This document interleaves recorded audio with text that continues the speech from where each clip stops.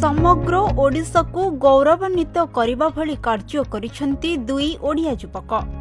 भारत बाहर श्रीलंकार विभिन्न स्थान रे ओडिशा पर्यटनर प्रचार प्रसार करने सह विदेशी पर्यटकों को ओडिशा बुली आसिबा निमंते सप्ताह व्यापी कैंपेन करुछंती दुई ओडिया युवक कुमारेश नायक और निहार रंजन नंद। मयूरभंज जिलार सदर महकुमा बारिपदा सहरर एही युवक द्वय श्रीलंका बुलीजिबा सह सेठारे सप्ताह व्यापी श्रीलंकार राजधानी कोलंबो सह बुद्धदेवଙ୍କ दांतर अवशेष रहिथिबा ऐतिहासिक सहर केंडी, डम्बुला, रावण राज्यर अवशेष रहिथिबा सहर सिगिरिया, लायंस रॉक आदि अंचल रे हातरे ओडिशा पर्यटनर ब्यानर धरी प्रचार करिसंती। महाप्रभु श्री जगन्नाथଙ୍କ मंदिर, रथयात्रा, चिलिका ह्रद,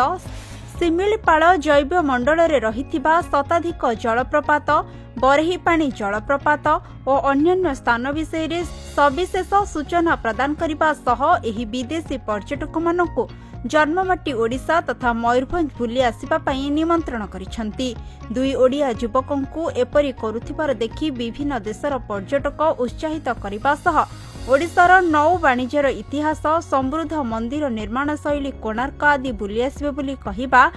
एही दुई युवकों को बेस उत्साहित करिछि। पूर्वरु मध्य एही युवक माने ओडिशा बाहर भारतर विभिन्न राज्य रे ओडिशा और मयूरभंज पर्यटन को दीर्घ वर्ष धरी प्रचार प्रसार करुछंती। आमे दुहे 1 अक्टोबर दिन आसी श्रीलंका रे पहुंचीथिलु एवं 1 अक्टोबर ठारू आज 8 अक्टोबर जाए पूरा 8 दिन धरी की श्रीलंकार विभिन्न स्थान रे ओडिशा एवं मयूरभंज टूरिज्म रो जबरदस्त प्रचार कलु। लक्ष्य थिला ए पछरे कारण कोन जे ओडिशा रे बहुत सारा सुंदरता अछि, ओडिशा रो समृद्ध मंदिर निर्माण शैली, ओडिशा रे थिबा असंख्य पर्यटन स्थली, चिलिका लेक जहाँकि एशियार सबुठारु बड़ लवणाक्त ह्रद, सेहीपरि महाप्रभु श्री जगन्नाथଙ୍କର मंदिर, रथयात्रा, ओडिशार समृद्ध इतिहास, तार जो संपर्क रही श्रीलंका सहित सी एवं मयूरभंज थिबा सिमिलपाल जैव मंडल जहाँकि एशियार द्वितीय सर्वबृहत जैव मंडल, आमर स्वतंत्र जो मेलानिस्टिक टाइगर कला बाघ जहाँ एवं अल्प दिन तले आपनकर नेशनल जियोग्राफिक चैनल रो कवर फोटो होइतला ओडिशा टूरिज्म एवं मयूरभंज टूरिज्म, मयूरभंज रो सिमिलपाल जैव मंडल कला बाघ ता संपर्क रे प्रचार प्रसार करिछु। तो एई समय रे आमे छुट्टी थिला, एई समय दुर्गा पूजा रे छुट्टी थिला, तो आमे बाछिथिले कि इथर विदेश माटरे श्रीलंका रे आमे ओडिशा पर्यटनर एवं मयूरभंज पर्यटनर प्रचार प्रसार करिवु। आमे प्रथम दिन कोलंबो एवं द्वितीय दिन गोटे ऐतिहासिक सहर श्रीलंकार गल, तापरे वेल्लावाया, आपनकर मिरिसा, मटारा, एल्ला,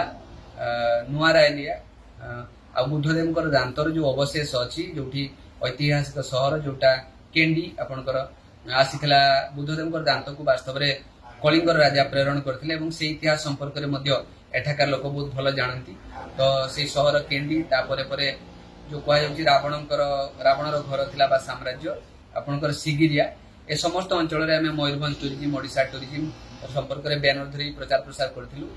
ए अवसर रे हमें दक्षिण Korea, Japan, Switzerland, England, France एवरी पाखापाखि 15-16 देशर लोकଙ୍କ सहित मध्य कथा हेबार सुयोग पाइथिलु। ए समस्त द्वारा आशा करूछि जे